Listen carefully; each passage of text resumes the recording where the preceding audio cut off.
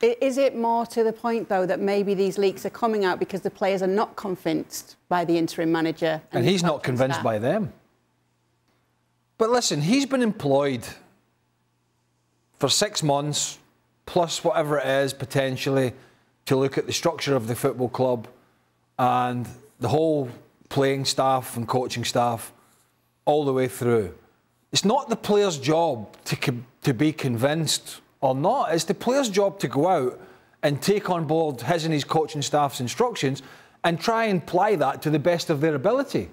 That's what they're employed to do. That's what they're paid to do. This is one of the most expensively assembled squads amongst the biggest clubs around Europe. And yet I think Stevie's word sums it up nicely: responsibility. There is a lack of leadership and responsibility in this side that is scary. And when you have that, what you tend to do is try and apportion blame everywhere else. Like all the guys, like Stevie and Frank in the show, when I was at Chelsea, you know, we'd look around the field at others and try and figure out how to change things if things were not going our way. At Celtic, you know, with Paul Lambert and others, you look around and you try and figure out on the field, how do you change it? What do you do? Do you bring the full-back in? Who do you give a rollicking to? You can't always look at the sideline. You can't always look over as professional players, Stevie, and say, what should I be doing, Gaffer? At some point, you've got to take the bull by the horns yourself. I don't remember. I can't imagine Craig or Frank either or whatever in this position. Because the coaches, what they do, they set you out and they give you options. That's what they do. And it's about decision-making on the field. The person with the ball at his feet has to be brave, and that's what we talk about when we talk about having the ball and being brave. And then you have to make a decision, and your teammates have to move into a position where the man with the ball can find them. Now, if everybody on your team is trying to get in a position to get the ball, then it's down to you to make the decision. It's not down to the coach. And I've never had a coach that's ever said, right, don't you dare do anything I don't tell you.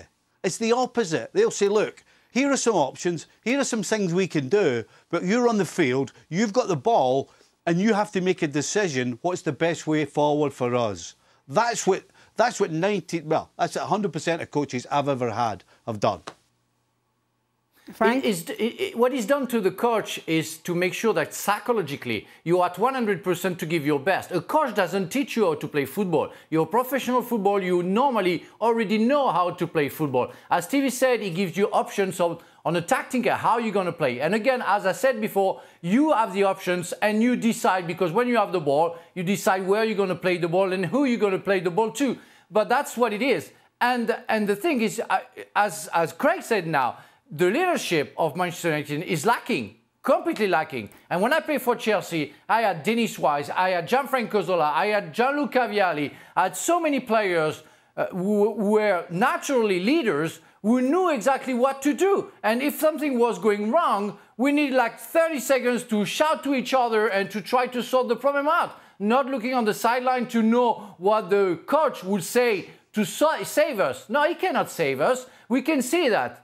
When Klopp was on TV, because he wasn't on sideline against Liverpool, they managed to draw at Chelsea. Arteta did very well. I mean, this team did very well for an hour against Manchester City. He was in front of his television.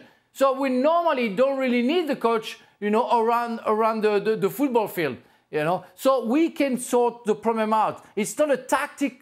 Well, it's not like basketball or American football where you exactly know what you're going to do in what kind of tactic you're going to play for the next 30 seconds. You don't know. You have to adapt to the game, and that's the main concern that Manchester United players have. They don't adapt to the game. They don't know what to do with the ball. Yeah, there's not a guy there with a board with a headphone on and a mic going, right, out to the right this time. You know, it's like I think that's what they want. Julian Nagelsmann wanted it apparently at some point, or he said, oh, that would be nice. No, it wouldn't. It's a fluid game, and you have a framework in which you play, and then you work within that framework, and you work as a team. But listen, the one thing I'd at least have expected is a bit more work rate. Forgetting the passing the ball. They've been a shambles, I get that. But the work rate and the pressing, I would have expected more. Now, if Rangnick and this new coach, the American lad, Chris Amos, If they can't get them to do this, and it's only been a short period, i.e. the players won't do it, they won't work hard enough, they're not taking it on board, it's going to be a mess. And whilst Ralf Rangnick has come in here with a good reputation as a coach, yeah, there are those out there, and rightly so, say, oh, he's not managed the biggest, he's not done this, he's not done that.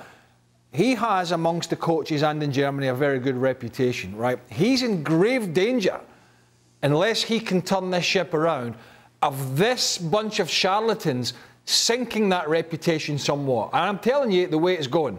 Because if results keep going the way and performances keep going the way and leaks keep going this way, the rest of it is only going to go one way. And that's a big worry, I think, for him. And I think if it keeps happening, he might be, and I say this sort of tongue-in-cheek, if it keeps going the way it's going, he might as well pack his bags and get on a flight and go, I'll tell you what, I'll leave this to somebody else. Because at the moment, this bunch are killing everybody. Thanks so much for watching ESPN on YouTube. And for more sports highlights and analysis, be sure to download the ESPN app. And for premium content and live streaming, subscribe to ESPN+.